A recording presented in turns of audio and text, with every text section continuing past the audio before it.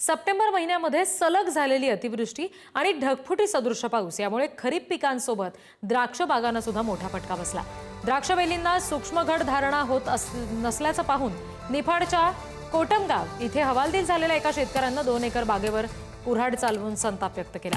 बागेसाठी बँकेचं 9 लाख रुपये कर्ज घेतलं, मात्र सलग 3 वर्षापासून नैसर्गिक आपत्तीमुळे बागेतून उत्पन्नच मिळालं नाही। यंदा तर वेलींना द्राक्षच लागणार नाहीत, त्यामुळे बाग तोडली असं या शेतकऱ्यानं सांगितलं।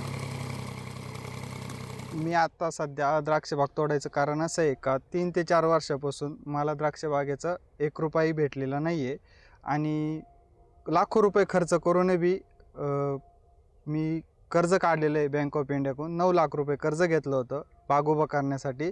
ते फेडणं तर नाही झालं, पण त्याचा अजून डोंगर झालेला आहे।